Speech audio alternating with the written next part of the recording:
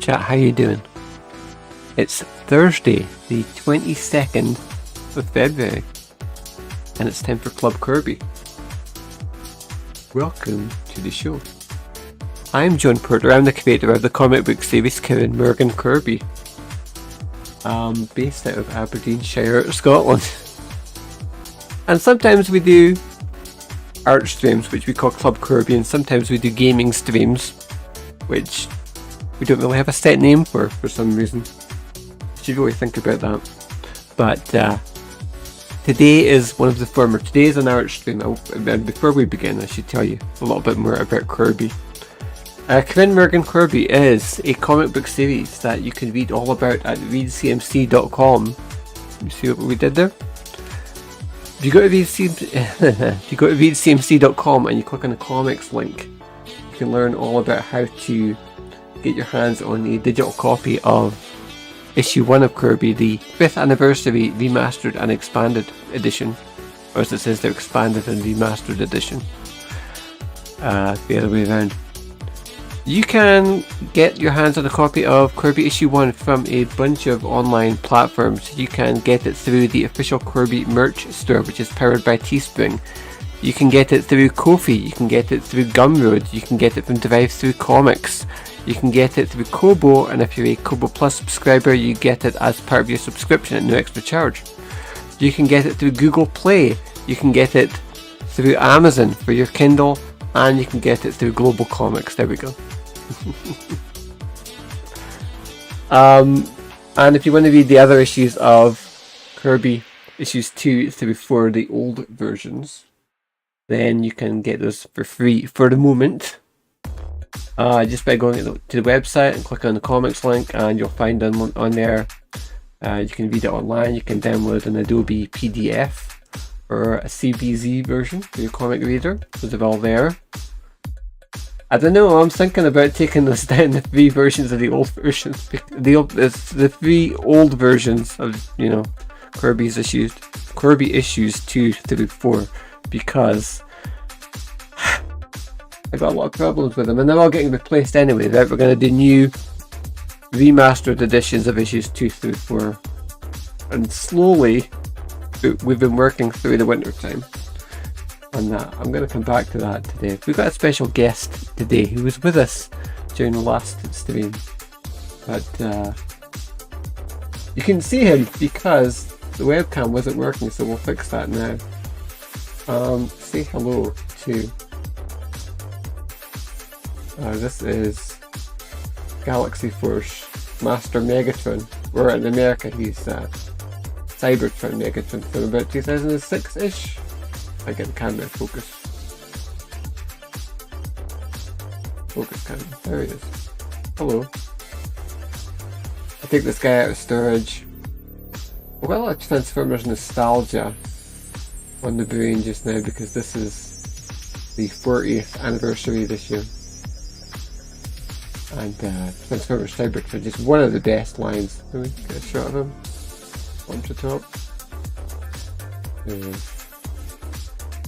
He turns out like a Batmobile type vehicle, and also, I forgot this, a jet. I was so disappointed when I got him out of storage, and when I got him he was boxed. It took me like more than a decade to get him.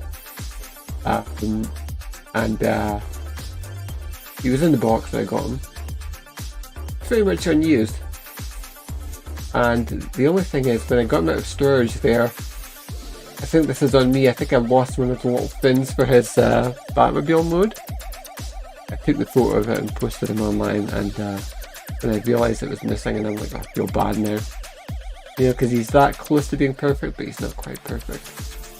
You get this kind of little blemishes where you lose just like one tiny little part. But anyway. Yeah, there he is. I'm going to try and bring in an action figure just to show you something from the collection every time I stream. Just because it's like I've got all this stuff in storage, or you know, sitting on a shelf someplace, and it's like it's fun, you know, just to get to share some of these things, and it feels like I'm actually making use of them by being able to show them on stream. It's something to talk about, you know, just to kick things off. So anyway, right, what are we doing today? We're going to be working on, I don't know how it came to this chat. As you know, as we just spoke about, I'm working on fixing up issue 2 of Corbie. We're going to get the remastered edition out. And I have just about all the bits I need to do the new pages now. It's taken me an age. But somehow something else got in the way, which is, it's a long story, but what I want to do is I'm putting together a proposal pack in relation to Corbie, and I just need materials that sort of summarise what the series is about, right? Where I'm sort of putting my best foot forward, and that so I can show people this is what the comic is like, and give them like a good overview of it.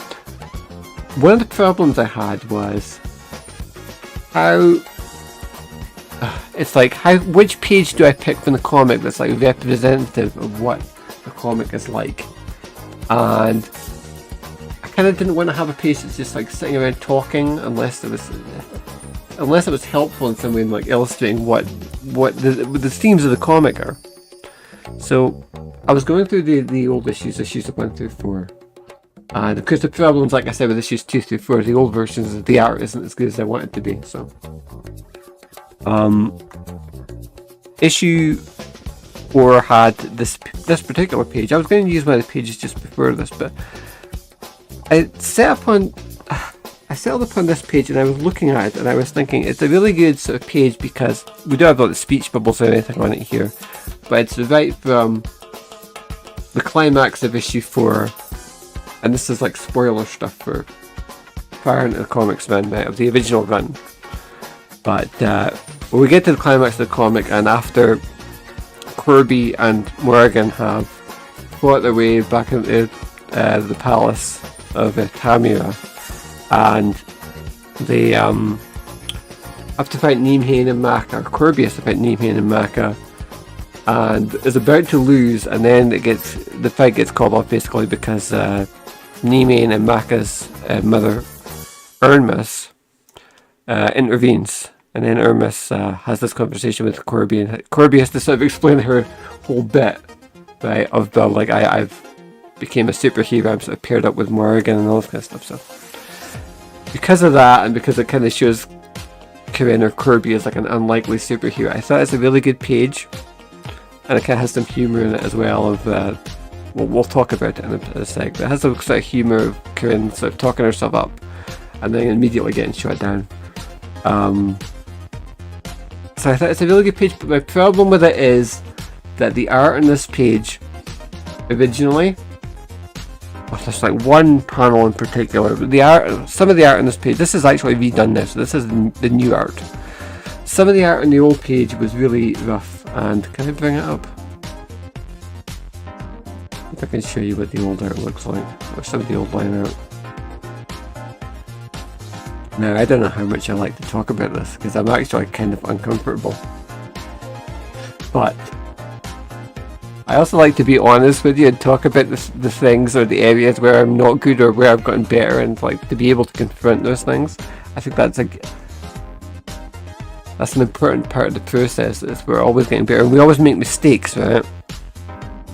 And I think when you're drawing a comic or an ongoing comic, you have to produce a lot of material, and not everything you do is going to be great. Like if you crunch the numbers on it, say you're making a comic and you have a standard 22-page comic, say every page has like 5 panels, that's 110 little pictures that you have to draw. And I think, for me personally, I think by the end it's like you're kind of burned out, and that's the only way that I can excuse, if I can bring it up here. This is the original art. It does not have the transparency effects on here. Oh, I suppose we can add them, right?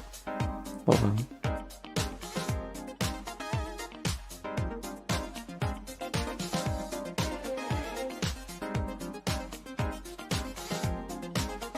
Right, so this is the original line art without the colours or anything, any of the speech bubbles. But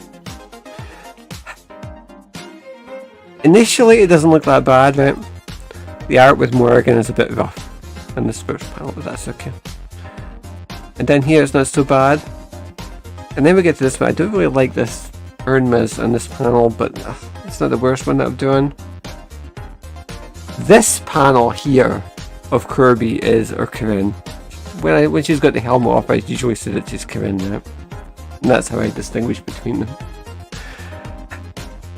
This panel here, I cannot believe I put this in. I don't know why she has this huge head. I don't know, like the proportions of the facial features and that. One of the worst I've ever done in the time that I've been doing Corbie, right? In the time I've been working on this comic. So bad, and I was like, I cannot use this page as like representative material of what the comic is like because it's so bad. So I was like, the only choice I have is, even though I'm working on fixing up the art for issue 2, I need to stop what I'm doing and go and redo this page, and then and then I'll have like a representative sample of what the comic is going to be like in the future. And so that's what I did. And so There you go. You can see the difference there. She's way better now. I really like this one now. I think part of the reason I like it so much is probably just in contrast to the old one was so bad. And I redid Irma's in this final panel as well. So actually the whole thing is redone. All the art here is redone. The only elements that are left to redo are the transparency parts with it, with Morgan and Corbie's wings.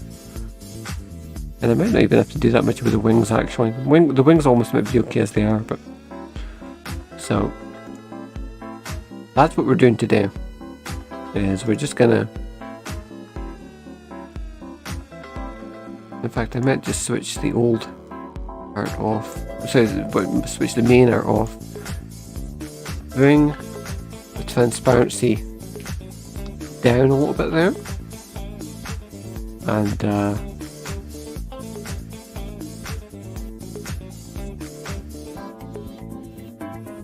yeah, then we'll be good to go.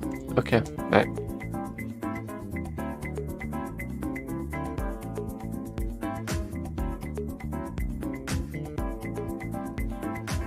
Okay, the last stream that we did was a couple of days ago now, but I've been trying to get on air to do a live stream for the last couple of days. Before I actually started this, I thought this would be a good thing to show you what I'm working on. We can do it together on air, but we actually, you know, like I said, I'm almost at the end of it now. I still have to adapt to the colours after this, but I don't actually think that's going to take me that long.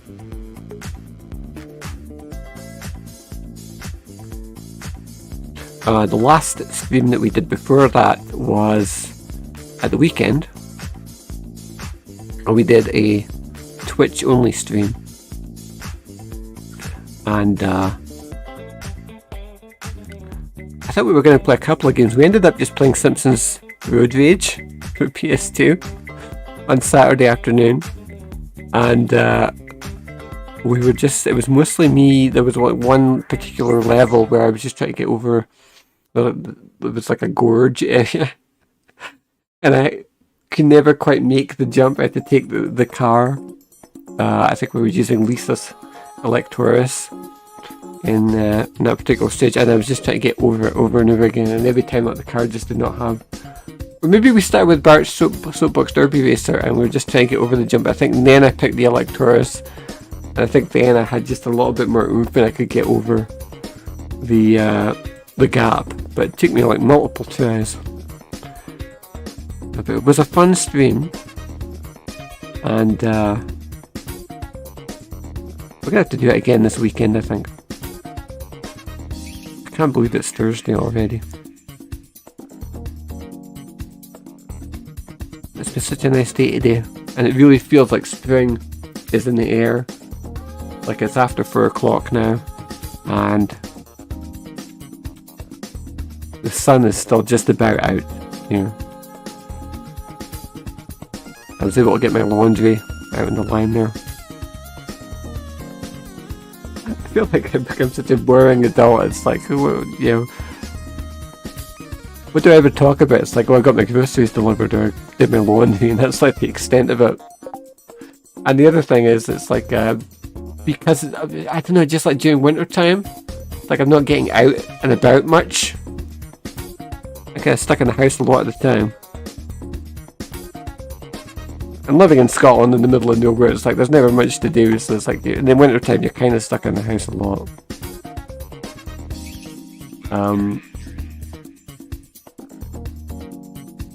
I'm really glad that we're almost at the end of that now. I can't believe it's 22nd of February already. We're almost into March, and I was just thinking today, it's like rarely have I ever wanted to through the back of a winter so badly. I know I talk about it, I complain about it on stream an awful lot, but I really think like we're all set now to have like a really good springtime. A really good springtime in terms of like stuff we got going on here. I'm really excited about getting the new version of issue 2 of Corbie out soon. I think we can power through those new pages. Those new pages that I need to do for the new edition really should have been done by now. I've been really slow about it, but I think once I actually get myself to sit down and start drawing them, and it's like, well, I've done all my prep work, and there's nothing more to do now, you know? It's like, I think once I'm actually at that point, if I can just stay organised, I think we're going to get through them pretty quick. And, you know, get that turned around, get that new edition out. And I'm hoping that it's going to bring a lot of new eyeballs to the comic, you know.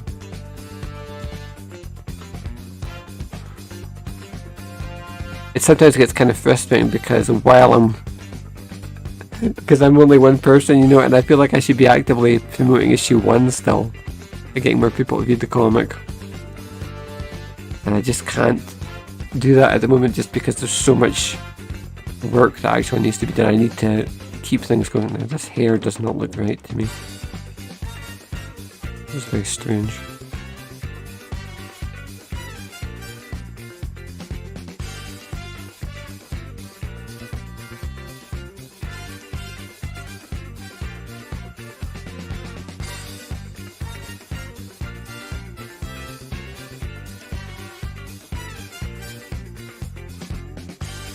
Sometimes less is more. You don't need to draw all of the hair. Especially in a small image like this. This is just a tiny, tiny portion of the page. Something like that will do.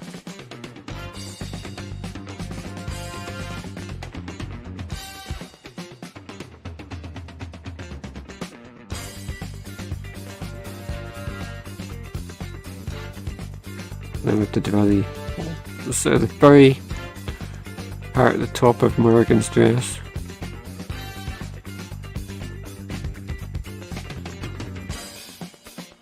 Kind of bring that up a bit from the original art. It's very low down from the original.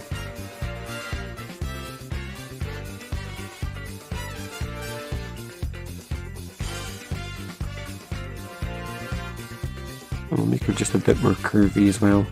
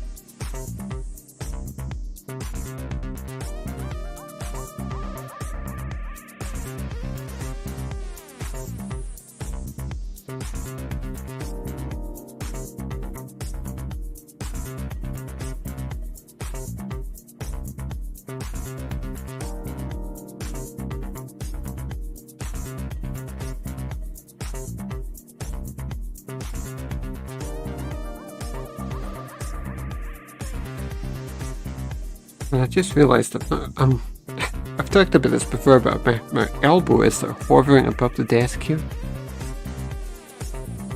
And I really shouldn't do that. I should actually lower my elbow onto the desk when I'm drawing. So otherwise my arm's going to get tired. It's just sometimes you're kind of contorting your arm into certain positions when you're working with a pen display like I am here.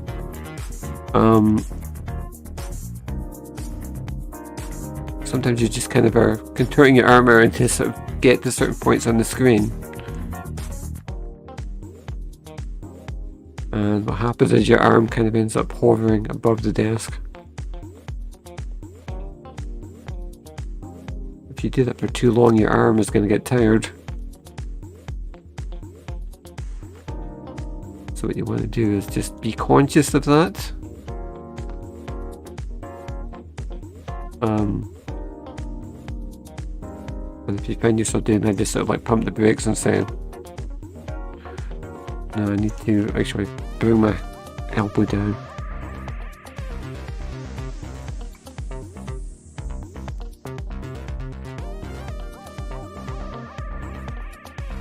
I'm really bad about all that kind of stuff because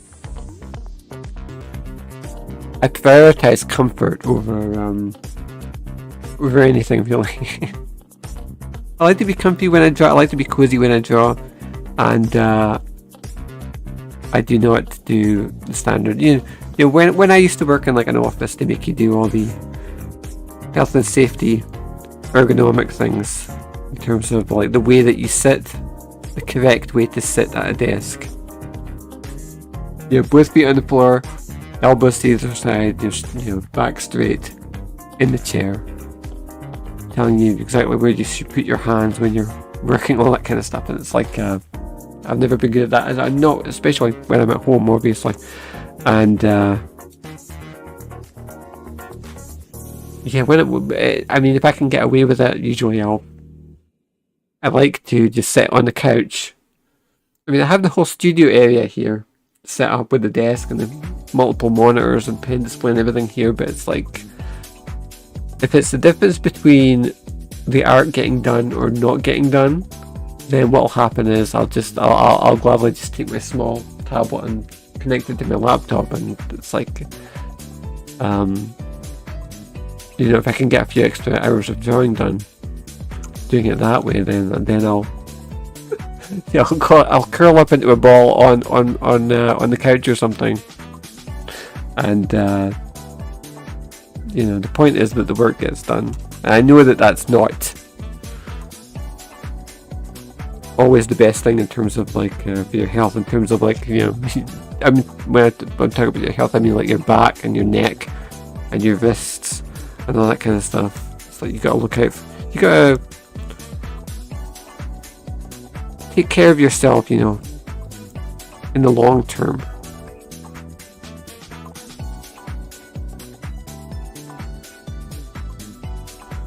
And you know, I always talk about how cold it gets in the studio. That's the other thing. That's the other reason why I do it, is if I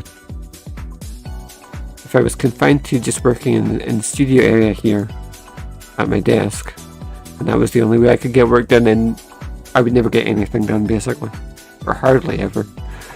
Especially in the winter months, as we've talked about how cold it gets in here. It's like can get down very unpleasant.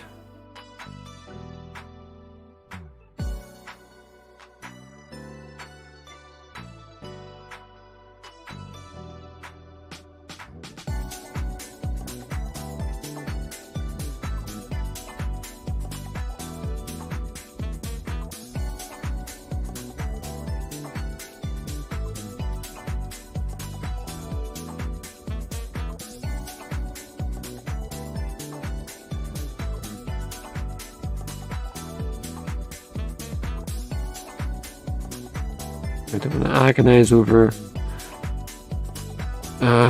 Morgan here for too long, because again, this is just a tiny portion of one panel, and it's not really that big of a deal.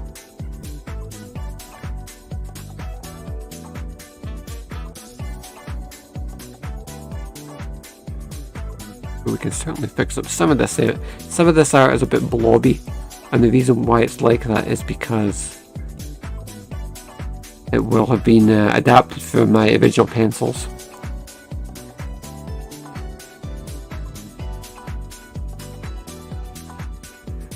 We would have, when we were working on the original version of this page, I imagine in 2019 or 2020, it would have been, the process that we were using was to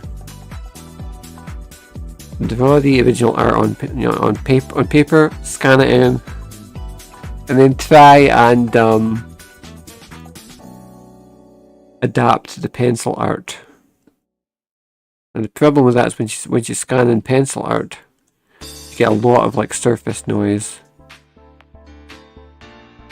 That kind of looks very it can look very rough, right? And we wanted to get like a much more clean, polished look. And at the time we were using so like filter techniques and things to clean up the art, but it does have the side effect that sometimes the line art can end up looking very blobby, and you can kind of see that in this kind of stuff here. You can see how it sort of turns line art into a series of very blobbish sort of marks, which isn't really noticeable when you just look at the art on the page, but when you actually zoom in, you can see how it makes it very very crude. And now we're working. What's going on here? Now we're working with an all digital workflow, so we can do things much sharper. I'm gonna need you.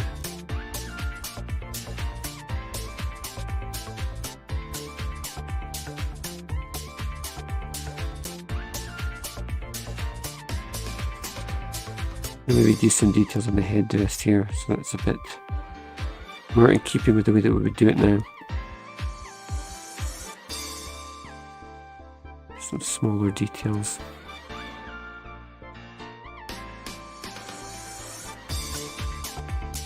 Probably shouldn't mess with it too much,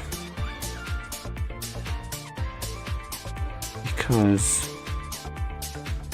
once you start messing with elements on the page, you think, I know. Yeah. 4 years on, I could say I know how to draw this character better, and this pose. It's like, yeah, but you need to keep in mind that this character's got to integrate with the other characters who are also on this page here and here.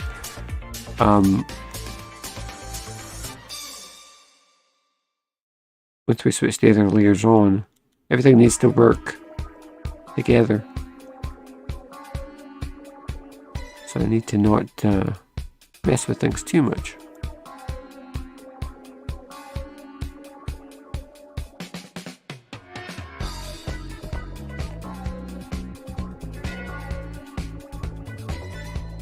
So the nice thing about working on this page is it isn't, for our purposes, we're still some way off from working on the remastered version of issue 4 of Corbie. That's later in the year. I think we're going to be talking about the remastered issue 3 and then issue 4. So maybe like in the autumn winter time of 2024. Let's get into like November, October, November, December. I think by that point we're going to be talking about the issue 4 remaster.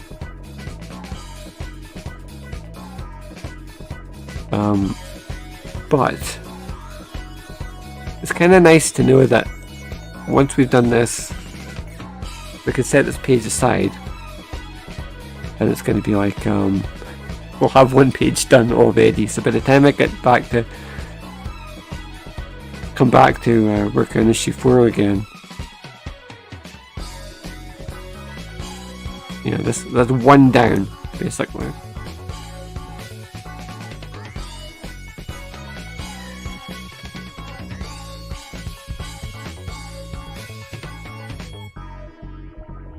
Of however many pages that we're going to have to do.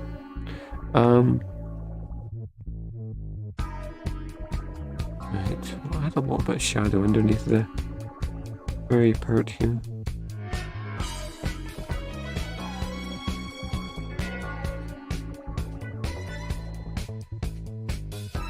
A little bit more detail.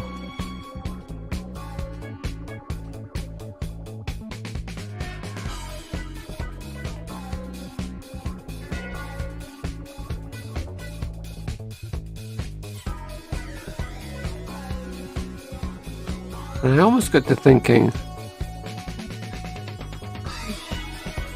it's so much more sort of enjoyable to just be able to take a page from a future issue and set it aside. I almost feel like I should just do it like that, right? And then I think that's an interesting little psychological trick to play on, well, myself really, is to just be able to draw a page from an issue that we're going to do, redraw a page from an issue that we're going to work on in the future. set it aside and say, look, that one's done. If I didn't have such a big workload just now with issue 2 sitting in front of me, I do that more often. Just take like a random page from a future issue and just draw it and then leave it be.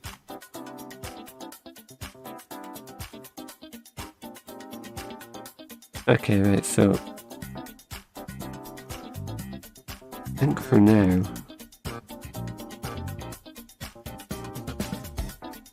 I'm quite happy with that, and if we switch back on the original art, you can kind of see here how it's going to integrate.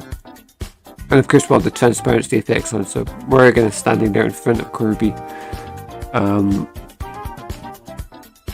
You'll be able to see through her because, you know, we talk about that all the time, that Morgan is like a spirit, an entity, so she's translucent, so that's okay. It's okay for us to be able to see through her and see Corbie sitting in front of, kneeling in front of her in that shot. Right. We're gonna move on. I'm gonna save first of all.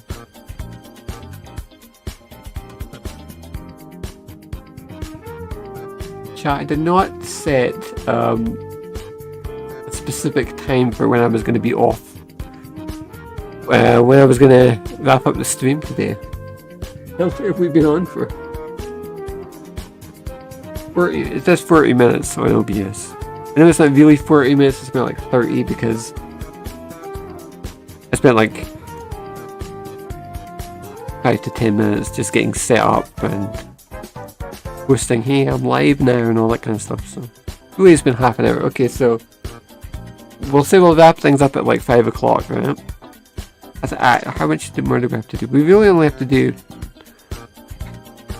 redraw this illustration more in here. We'll start with the eyes. I prefer to start with the eyes most of the time.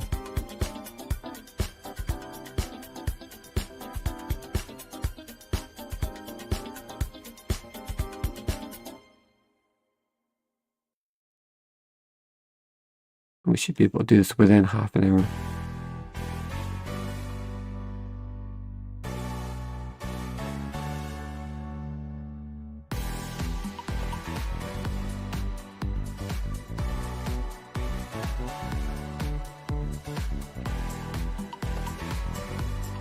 Okay, so while I'm doing that, we can talk about what I wanted to mention about this page.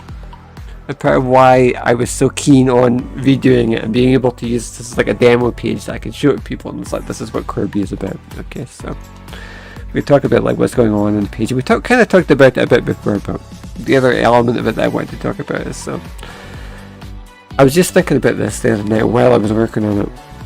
And part of why I think this page is so good is just Corbie is introduced to Irma, who's sort of like the Earth Mother figure in the comic. It's like this ancient being. And so like the head of the family of goddesses, okay? Of Celtic goddesses who look after everything. And she tells Corbie to take off her helmet, which she does in this panel here. And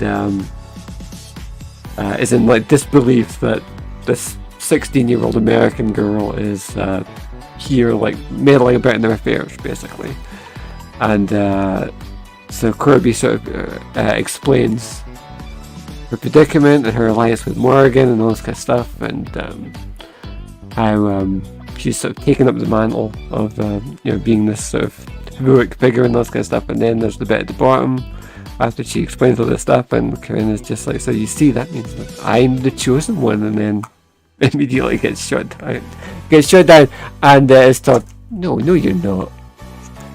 No. And it sets up this thing where it's like, there's this sort of like subversion of intentions here,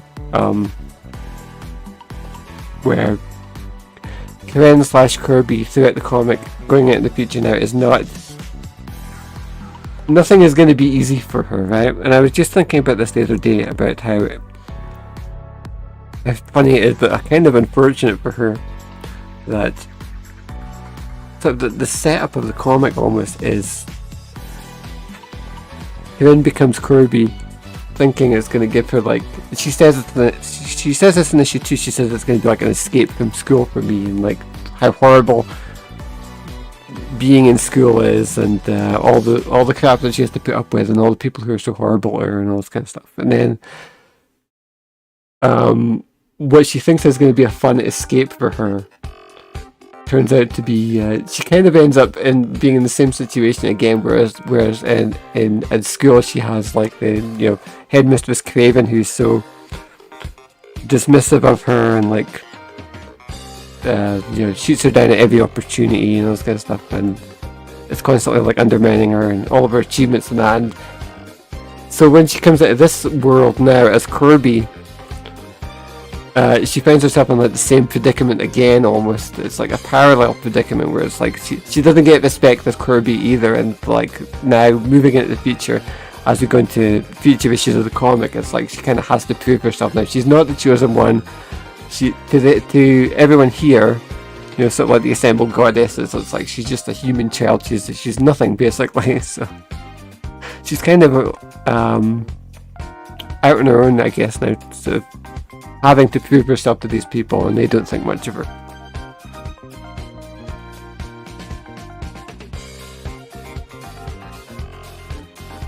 And like, I think the humour of that is part of what makes it interesting to me, is just the idea that she can't catch a break actually. And it's not that it's not like that she's a bad person for that, or that she's like a loser or something like that. I really put Corinne through the ringer a lot in the comic, and she has to deal with a lot of like misfortunes. But I was thinking about this as well, is like a big part of the comic for me is that she doesn't know what she's doing, but she will get better, and it has to be like the tone of the comic to me has to be very like optimistic, and it's like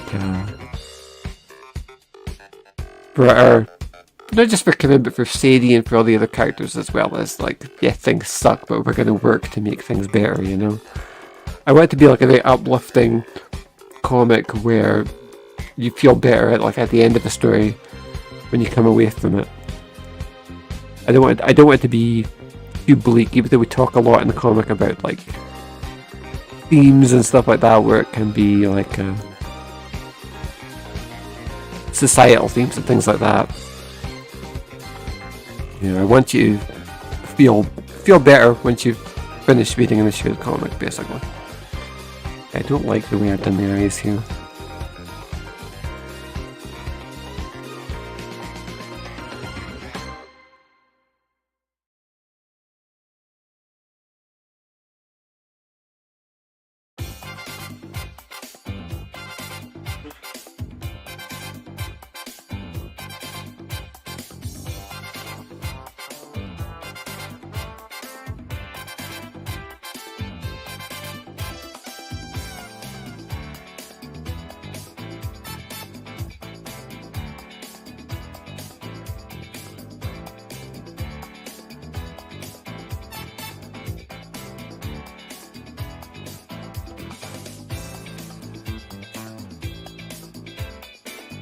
My eyes are a little bit too high up as well. I've just spent a lot of time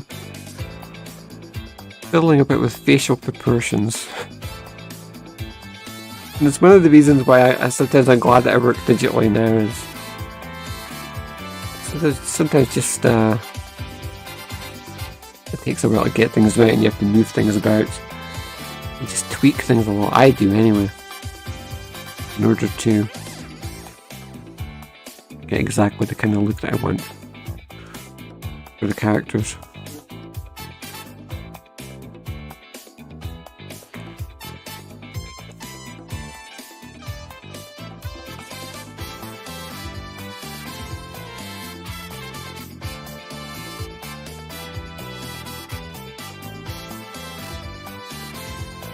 Chat, this chair is still so creaky.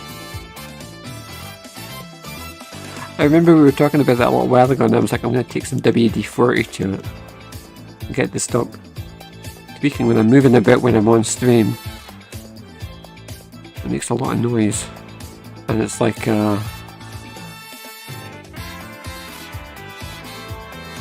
whatever I did, obviously it wasn't enough.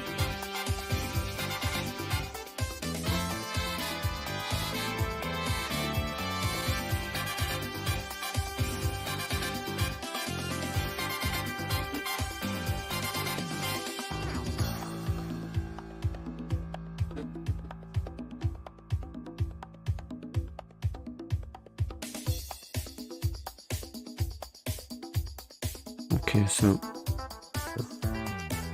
eyes, I kind of, oh, hold on, it's been that thing again, it's undoing everything.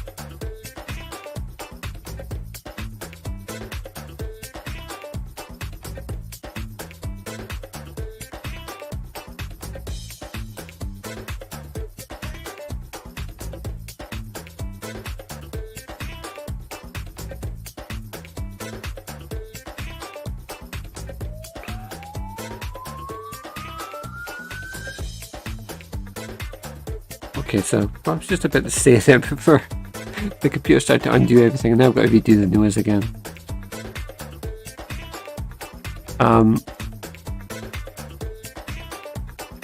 It's amazing. I've talked about this before about me being like a, let's say, a mature artist who's been at it for a long time, right? As I continue to work on Corbie, I continue to refine my process. And once you draw a character, like I said, sometimes hundreds of times over time you find better ways of doing things, and you find ways that you're more comfortable with.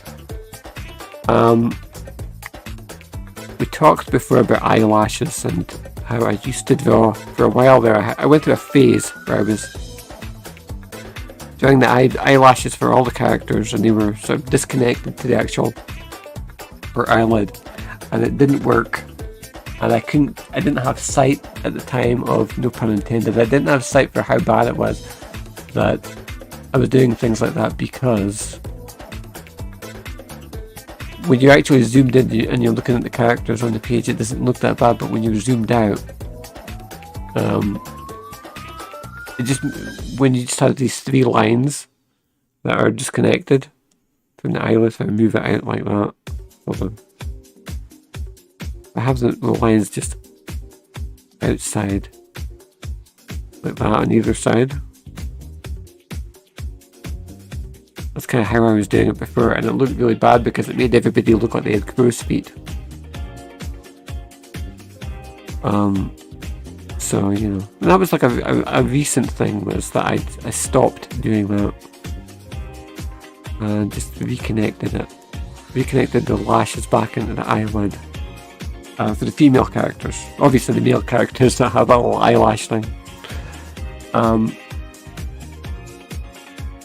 So I stopped doing that, but it's like I continue to find little ways like that, little refinements to my sort of style of drawing the characters in the comic. And one of the other things that was really bugging me was the lips. And the way that I was doing the lips before, I couldn't find a style of working with the lips that I really liked, that I thought was aesthetically pleasing. Sometimes I would draw the upper line of the upper lip, so like just a straight line, like a separate piece, and it wasn't really working right. So the way that I've started doing it now is to just have sort of tease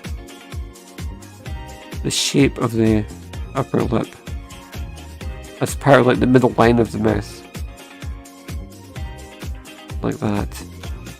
and then just do the lower line underneath.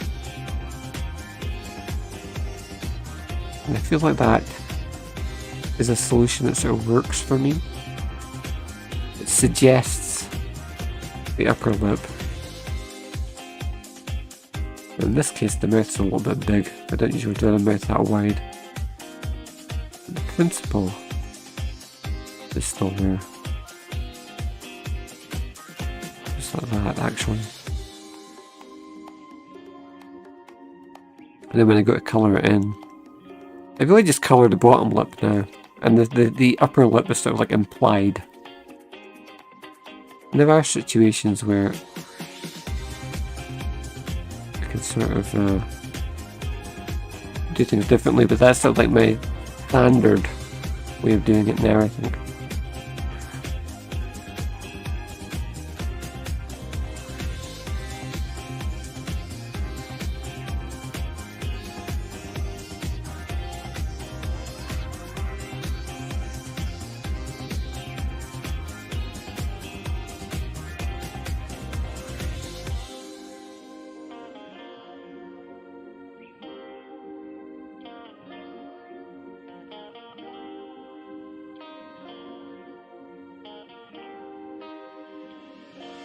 I'm really spending too much time here because Morgan in this show is really just just standing there. She's not really important to what's going on. So I really shouldn't agonize over things.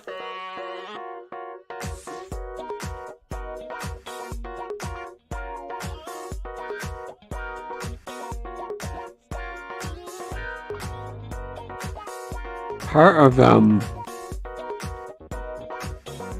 sort of the evolution of my style over the last year or so, I would say, has just been to lean into sort of like the quirks of lean into what feels natural to me instead of fighting against it. Because again, for somebody who's been drawing there for like decades at this point. You know, I went through sort of a period where I've spoken about this before. Being like a terribly insecure person, a terribly insecure artist in particular. You know, at one point I felt like I had to fight against I felt like I had to fight against the stigma of being considered like an anime artist, and I was really actively working. If you go back like 10 years ago or so, I was really actively working against getting into the rut of being considered an anime artist, and just that was the only thing that I could do. You know what I mean? And I wanted to bring in more elements of like a traditional sort of Western, or which I mean like an American comic book style, you know. I wanted to go more into that sort of direction visually.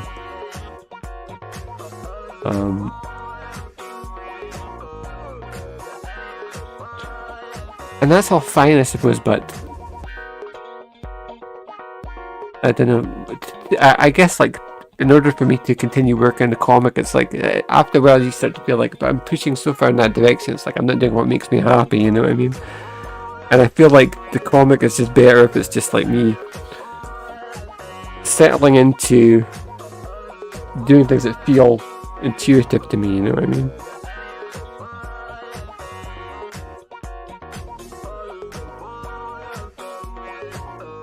And so over the last year or two, you know, I kind of have allowed myself to, you know, the eyes can be a bit bigger. The eyes on characters can be a bit bigger, but there is a limit, and I actually find if I can rein myself in a bit, that's okay. Ears are a bit bigger, everybody's just sort of cuter and cartoonier, and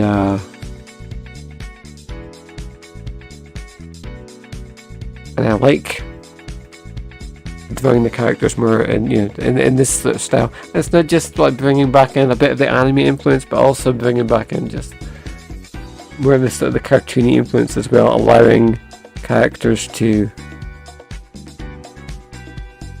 be a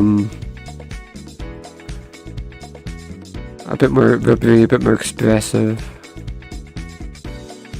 a bit less grounded, a lot more fun.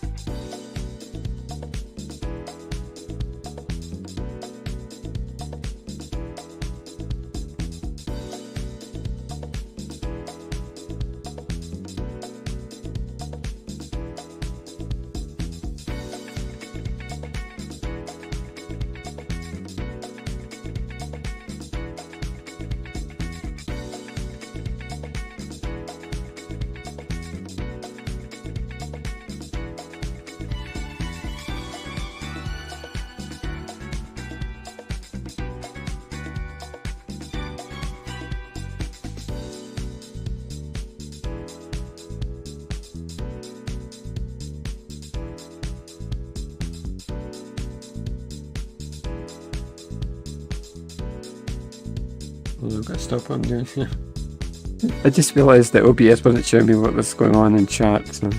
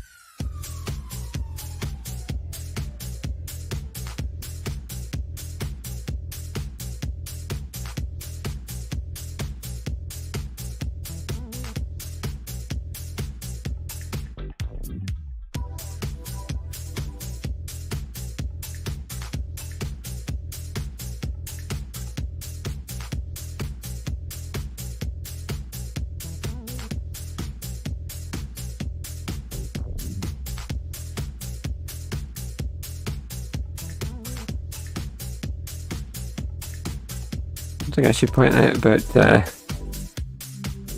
original version of this document, by the way, I should tell you this. Oh, have I frozen? Hold on a sec. I hate when that happens.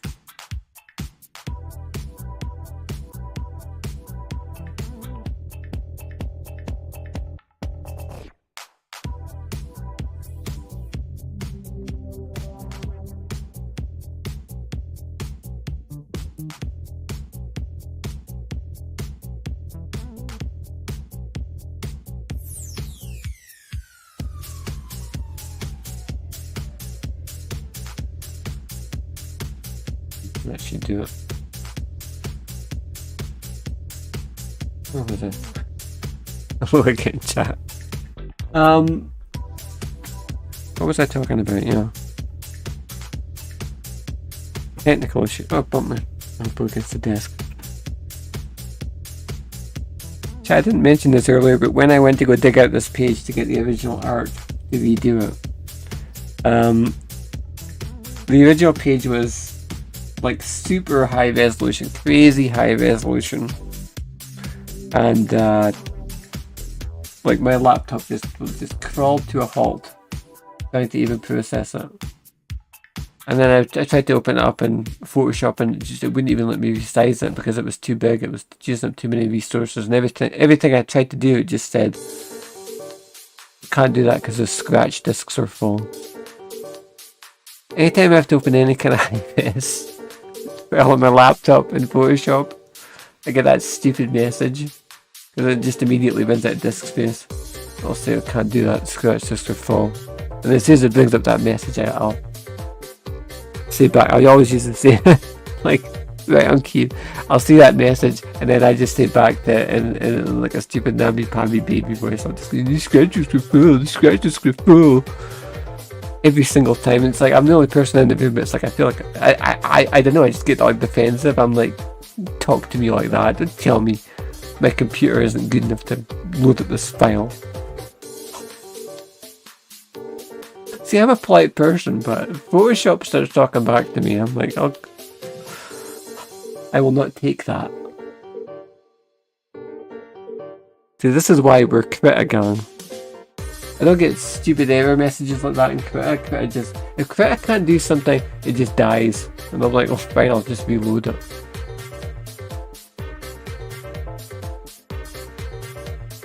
But it doesn't give me attitude.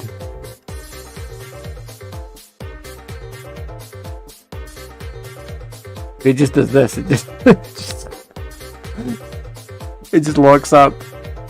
Now, what's going to happen now? Maybe I've just jinxed it, because now I can't get back into Krita. What's it doing? It started magnifying this blue area, and then it's locked up.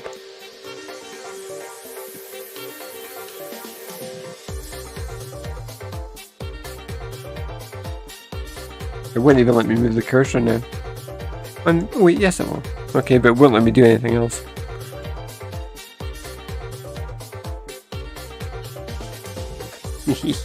Are we gonna end this stream early? Because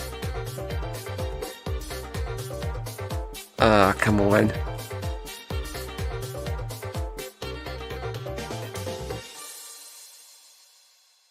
Get back into it. Am I gonna have to kill Krita?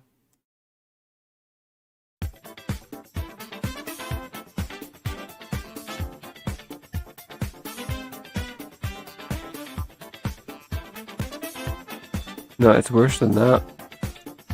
Because nothing seems to be working now.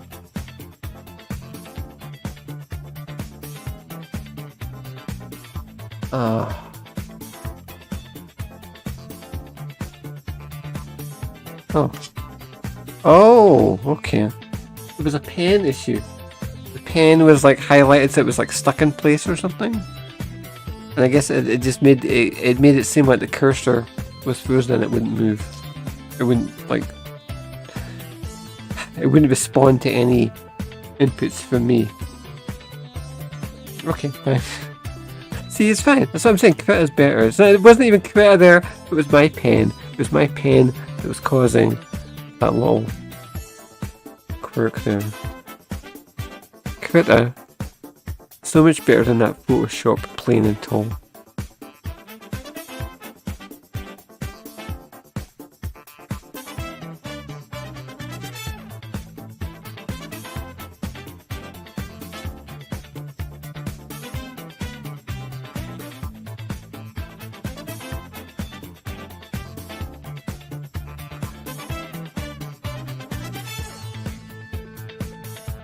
Okay, I'm not gonna mess about with things too much here. Hair's kind of short at the bottom.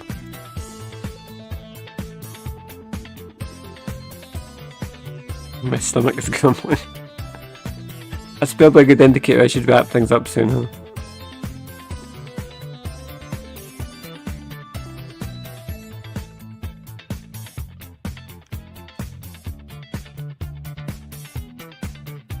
Actually, I just realised that Morgan's hair, I'm pretty sure, is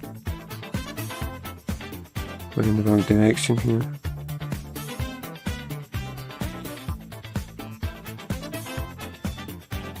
I think we eventually settled on the curls sort of coming inward like that.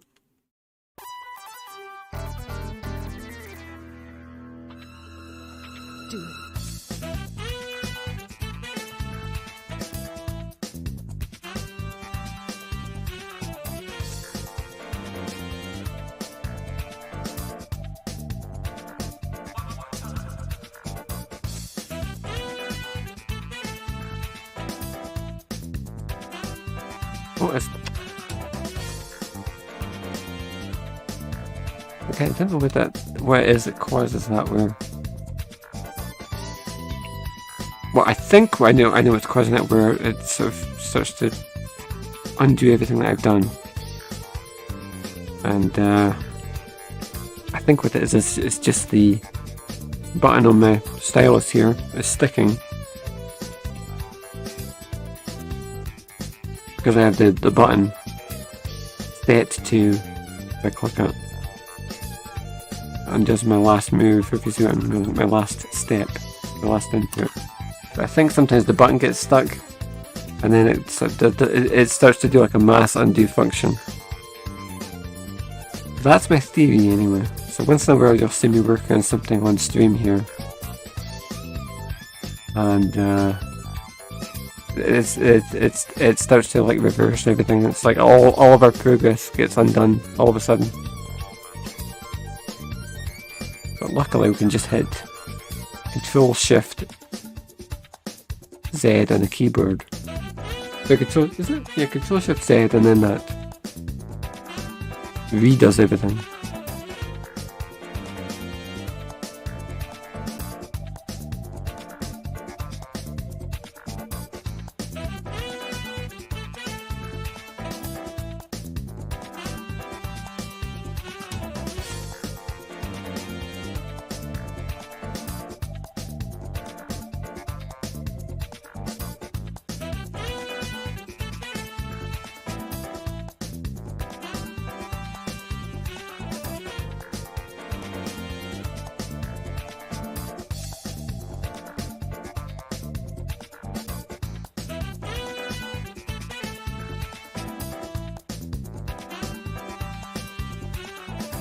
I should probably start wrapping things up soon. I thought that we might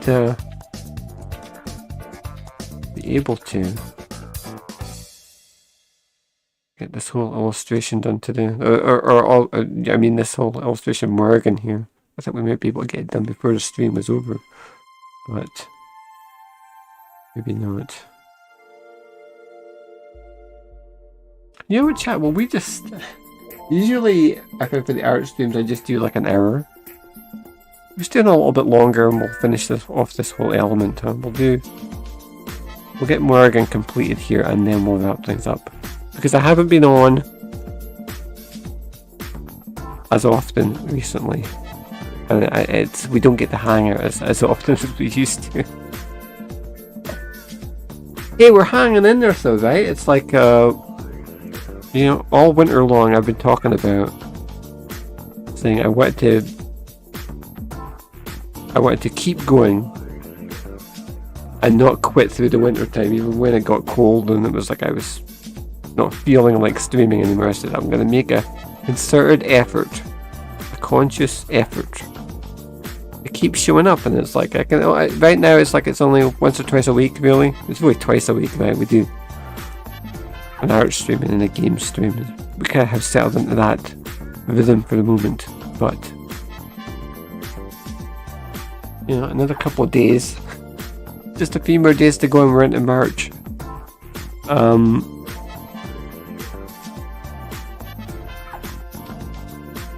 I do have my hot water bottle in my lap here, but it's not super cold. Yeah, it's not super cold at the moment, and almost 5 PM. It's 1 minute to 5 according to my clock. And we still have a bit of sun. We still have a bit of daylight out. So that's something. And as we get into springtime, I really want to start streaming more again.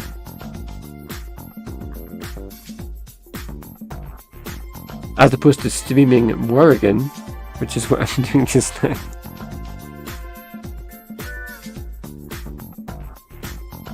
More again. You see what I did there? Okay, right, well.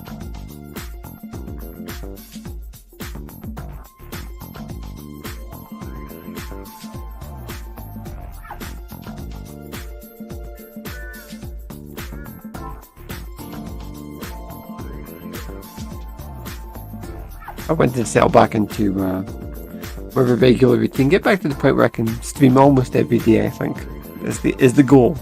As it starts to get warmer and it's a bit more tolerable here in the studio. And the important thing is just that, as far as I'm concerned now, we've made it. We're sort of at the finish line or close enough. There's not much more of winter time for us to endure.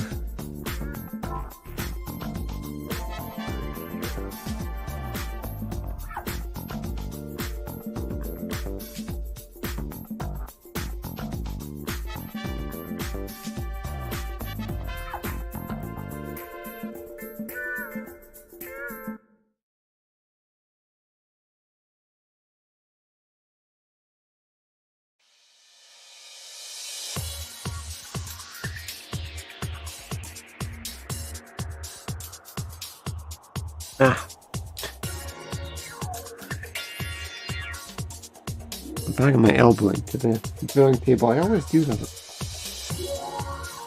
Kind of goes back to what I was talking about earlier about manoeuvring around the desk and having your elbow hovering around the place as you're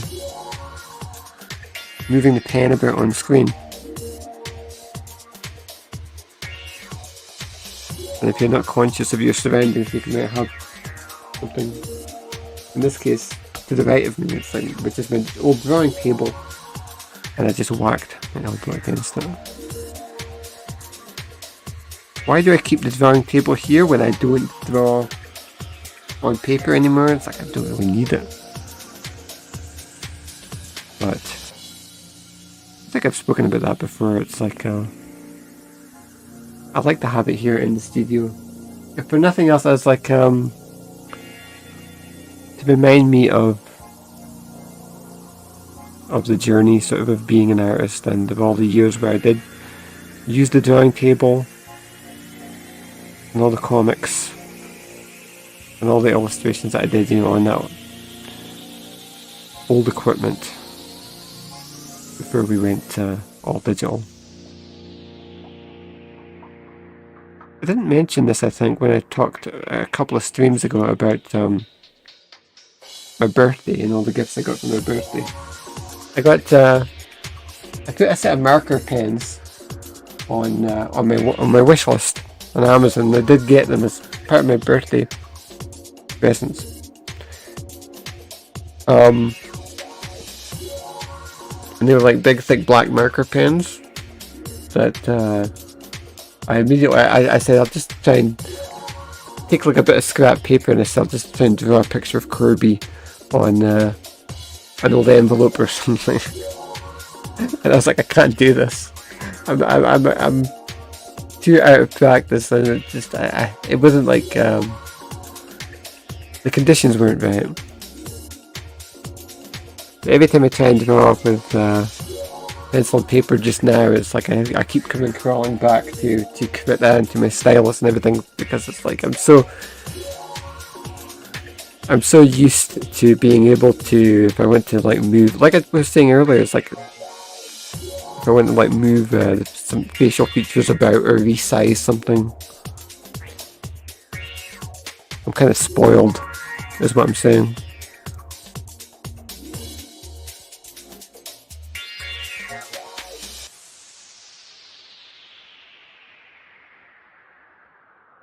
kind of wanted to, but the reason why I wanted to get those old marker pens, the reason why I put them on my wish list to begin with is I do think there's value in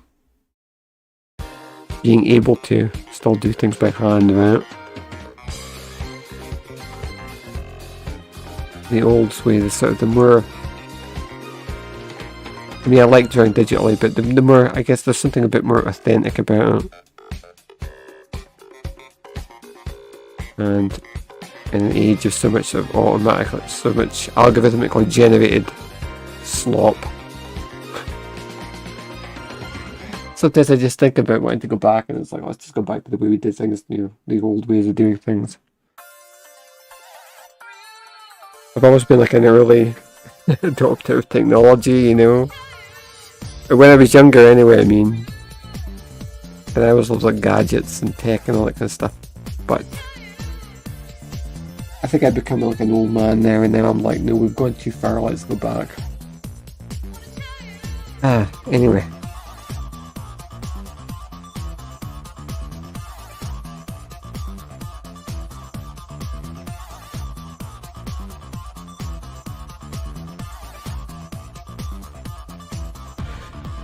Yeah, that's the thing, is I kind of feel like I want to bring more of an old school vibe into the stuff I'm doing with comics and everything now. And you know, I always talk about that, I always talk about wanting to do things in a more sort of like a retro style, by which I mean like 80s, 90s comics before everything started to go digital. I want to bring that vibe to my work, even if I am working digitally.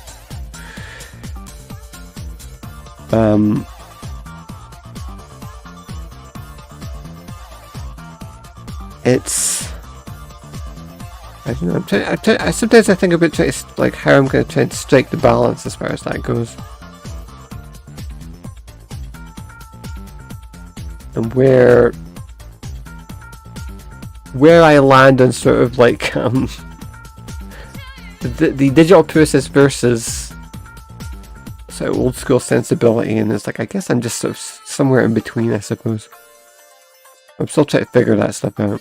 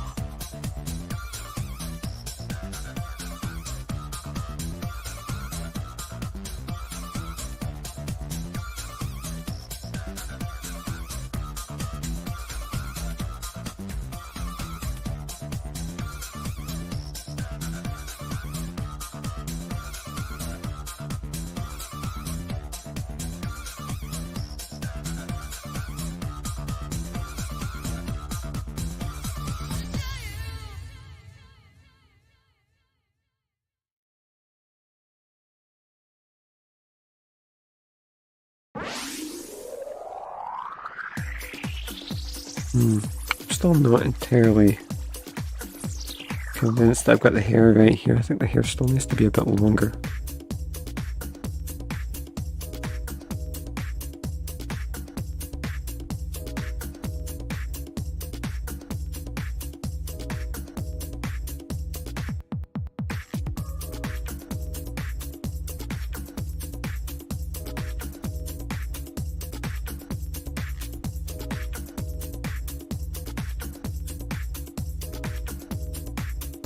It's longer at the front, it needs to be kind of longer at the back as well, you know what I mean? That has to be balanced. I don't have a current model sheet for Morgan yet, actually. Where all this is really like set in stone. I have the 2018 one, but that's really out of date. So I'm just sort of doing a lot of the hair here from memory. Just trying to remember, how did we decide to do this again? So far, as far as like the 2024 model sheets, I have one for Corbie, I have one for Corinne. I have now model sheets for all the members of the IC, because I need those for the next couple of pages that we're going to be doing. And I have some model sheet designs for some new characters who are going to be appearing as supporting players in issue 2. You know, I should just redo this, so here.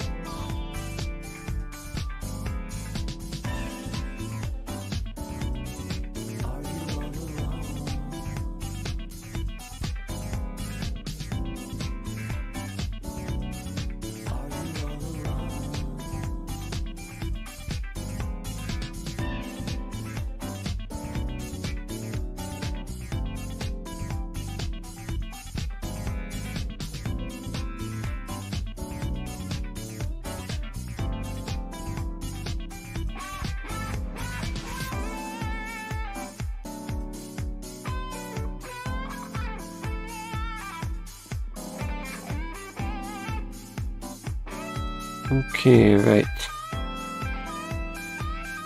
A few little details to do, and then we're going to wrap things up, I think.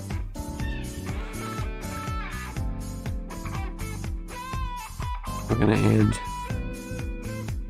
the stream shortly. But I think we're going to be back on the air fairly soon. We'll talk about that in a sec.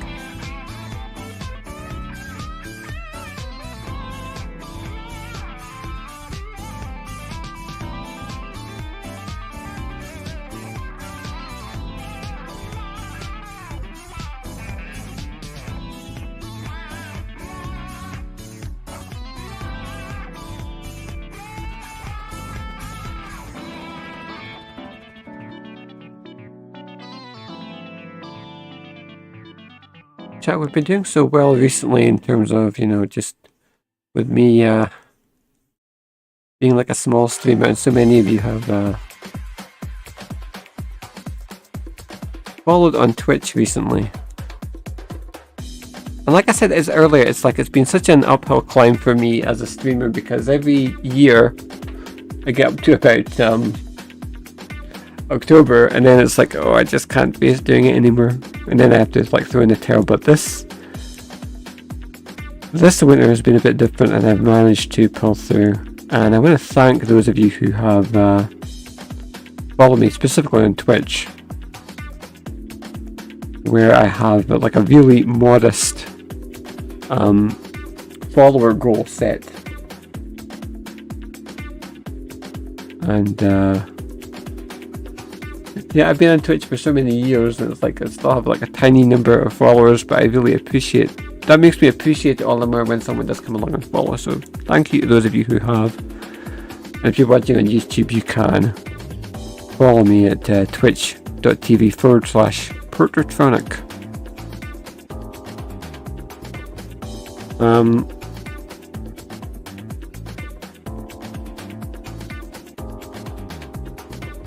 And if you do, that's going to be a great help to me, because I only need a couple more people to follow, and then that's going to help me reach that goal.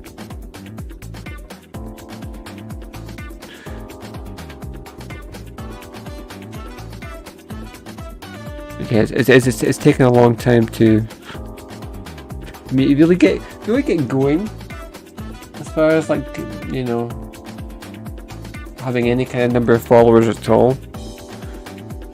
And art streams aren't the best for that anyway, because, I mean, gaming streams are better.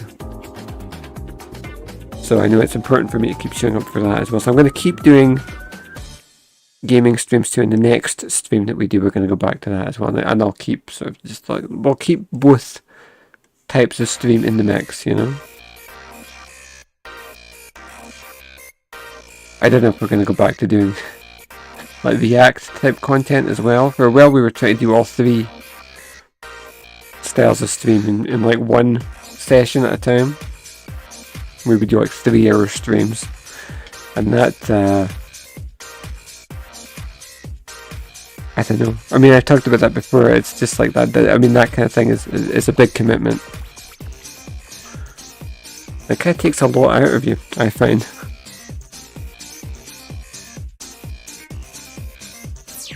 But I wouldn't rule it out. We might try that again in the future.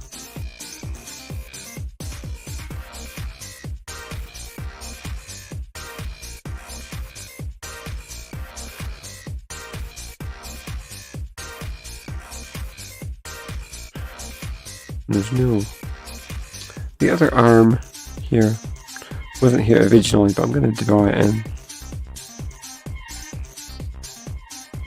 Just because I feel like I'm...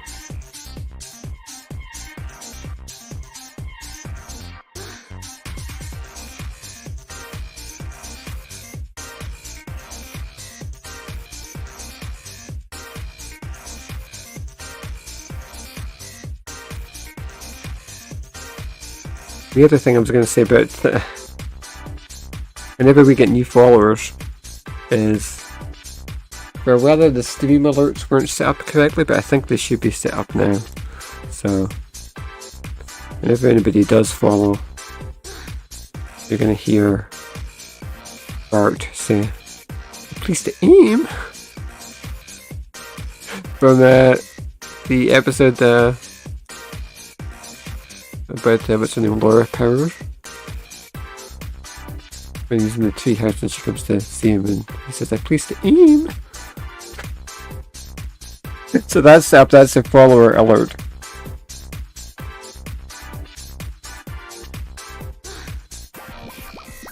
So if you ever wonder what that is, I guess now you know.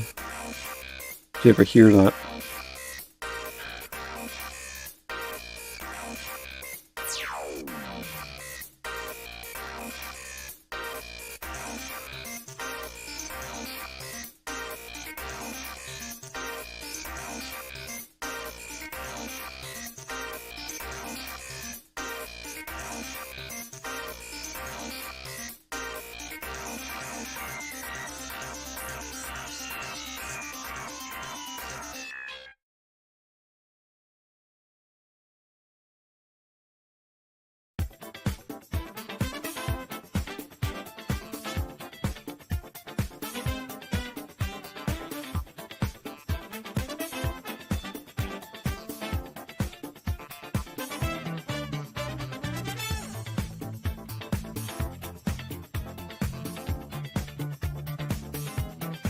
Okay, almost done now.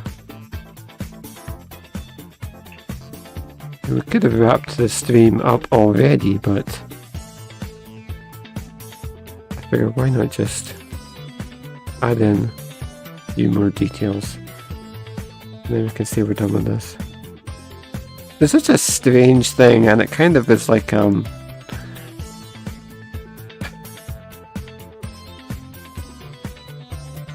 I don't know how I found myself going down this road of taking this page, which has nothing to do with the comic that we're supposed to be working on, which is issue 2, and redoing it, but I'm kind of glad that we did.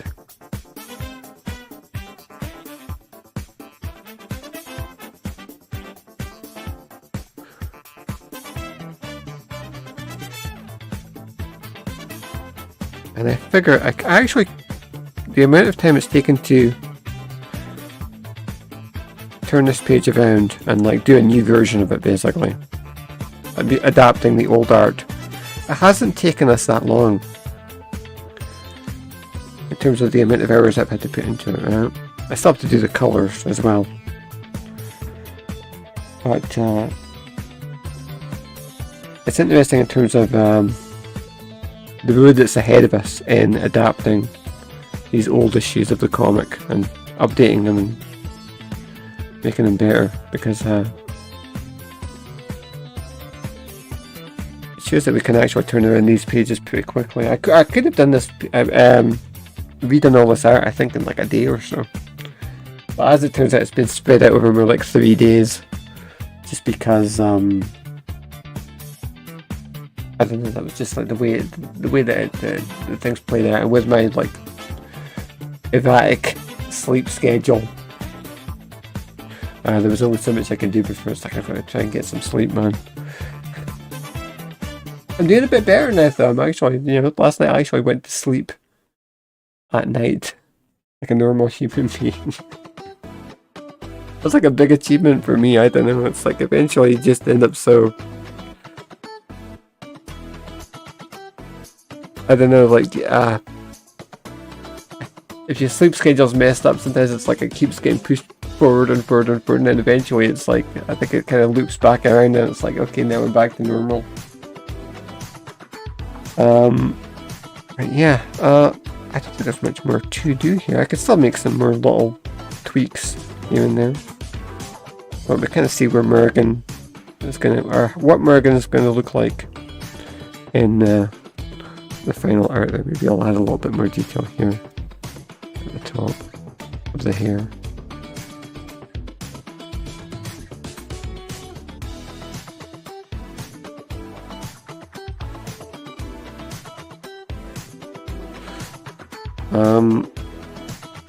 Yeah, the only other thing I need to redo is Corbie's wings.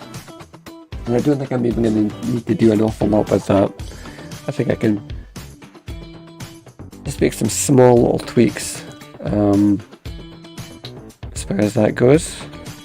And then I'll go in and redo the colours. So, I don't anticipate you're going to see this page again until probably autumn or winter time of this year. When we get back around to doing the rest of issue 4, okay, redoing the rest of issue 4, I think I'm just going to be able to set this one aside, and it's like one that we can check off of. Sorry, I'm scraping the mic with my headphones. We can check this page off the list, or we will be able to take this page off the list, and then that's one down. So I'm kind of happy about that at least. Okay, so next stream is going to be a gaming stream. I think it's going to be on Saturday. I imagine it's going to be on Saturday, right? And if I can keep my sleep schedule in check, we should be good to go with that, I think. I don't know what we're going to be playing. Maybe we'll go back and play Rage again, but I also need to play Here Comes the Pain somewhere. I forget where we got to with the season mode on that. Or maybe we'll dig into the rest of my PS2 sort of back catalogue, wherever else is in the stash. Maybe I'll go dig a bit in storage and we'll find some other games to play. But yeah, thank you so much for being here with me. We've actually done this, been over an hour and a half now. Wow, okay. And there's still light out. It's still not quite dark yet, which is cool. I really like that. I don't like sitting in here doing a stream where it's like it gets dark when I'm on the air. So we're gonna kind of stick to doing daytime streams, I think, for my mental health anyway. Chat, I am really hungry at this point. I don't know, my stomach's been fumbling a bit while I've been on air. I don't know if the mic can pick that up. I gotta go get something to eat. And I don't know what I'm going to do for the best. I guess I'll go back to work on this page a little bit more after I've had something to eat. But we will be back sometime. It's going to be like Saturday afternoon, I think, UK time. So probably about 2 p.m. Saturday, okay, but that's not set in stone as far as the exact time. But sometime about then I think, and we'll do a couple of hours playing all PS2 games, and then we'll come back sometime early next week and we'll do another art stream. Okay, and when we come back for the next art stream, we're gonna be working on, I imagine, some more issue 2 stuff. I hope by then we will be working on the new pages of issue 2 and I can show you what I've gotten up to with that. But thank you so much for being here with me. Like I said, I do appreciate everybody who's followed recently on Twitch, and everybody who watches the stream, just drops by as well on YouTube and on Twitch. Everybody who follows on social media, everybody who shares stuff there as well. Obviously, everybody who buys and reads Corbie and supports the comic directly. That's the best way that you can help me out, is if you go to Gumroad or Amazon or all the other platforms, Drive-Thru Comics, Kobo, Google Play. You can find the first issue of Corbie, issue 1, the remastered edition there.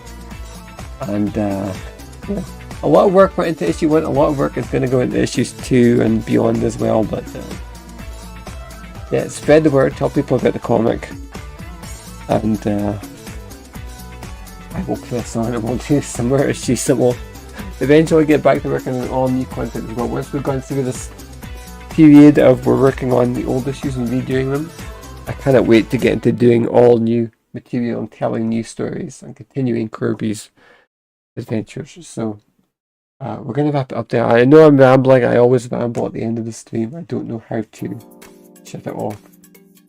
I don't know how to wrap things up, but I will see you next time for more Old Corbie.